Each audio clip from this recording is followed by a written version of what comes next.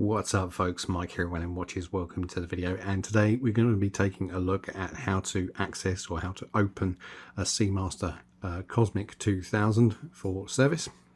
These are great little watches, one of my favourite models, older models from Omega. But this is a Seamaster Cosmic 2000. They did a couple of variants. They did one like this, they did one with a integrated bracelet link, they did also one with a black rotating bezel, which is probably my personal favourite, and I think they also did the gold plated versions as well. So this watch, why it's particularly more difficult to open than others is because it comes in a module, and this section of the case actually separates from this inner round section of the case, but to access the movement on the inside you have to get this cover off. Now that's obviously not possible because there's nowhere for a case knife to get in and lift it off, and there's no access from the front either. You could try blowing it out, putting a blower style tool on there to blow out the glass, but then you're still stuck trying to get the movement out of the watch. Now my previous method that I used to use was to use compressed air whilst keeping the front glass secure, and that would blow off the back of the case, and then I'd push through the back of the case and push it all the way out through the front.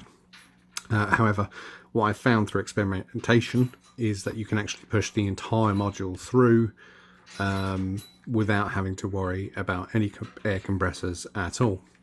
So what you need to do this is a couple of die sets. Now I have the luxury of having a lathe here, and I actually made my own die set a while ago. And as you can see, Omega Cosmic, keep it labelled. This is quite a deep set Delrin die. You can see from the thickness of the watch that the die runs quite deep.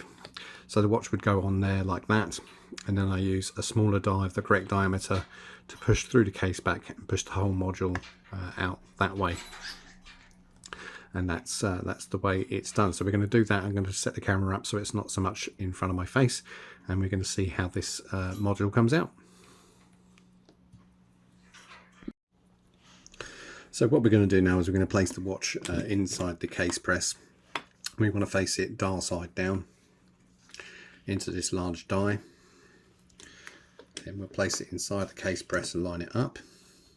You want to make sure that the die that you use to press through, I don't know if you can see it there, that the die that you use to press through the watch is smaller than the inside diameter there, so that it's not going to catch anything on its way through. Now when you want to, the way you want to do this is you want to line it up to begin with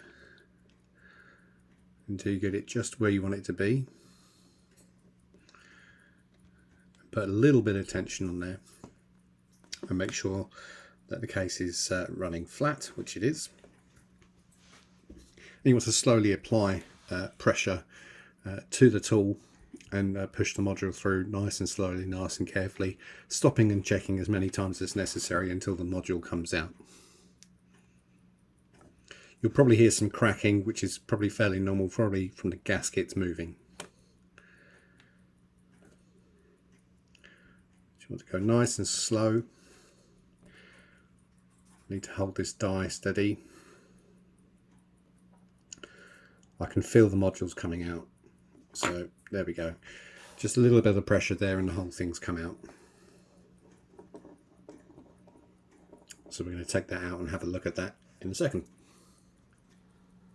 Alright folks, this is what's left once you've pushed the movement side out of the module.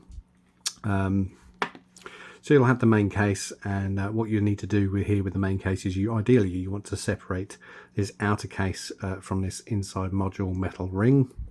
Give it a good clean, and then you can fit a new gasket. Now sometimes these get really stiff and seized up, and what you want to do is you want to soak it in hot water, possibly several times, and if you have an ultrasonic tank that has a heater element, then you can just keep using that until the gasket on the inside of here starts to give way, and then you can usually separate these two parts. But by no means do not press these things apart unless you do so very carefully, because this outer case will bend, because this part here is extremely thin. Well, not extremely thin, but it's certainly thin enough to bend and break. So just be careful with this. Try and break down the rubber gasket that's in there first before you try and take it apart. So you'll have the case back and gasket like that. You'll have the glass, the bezel and gasket. This glass is going to be replaced with a sapphire glass once the watch is all serviced. And then this is the module, and as you can see, pushing it out through the front hasn't damaged anything. There's no damage to the hands. It certainly seems like there's some rust involved in this watch, which is why it's stopped working. There's some coloration there on the plating, which suggests it's been near some heat.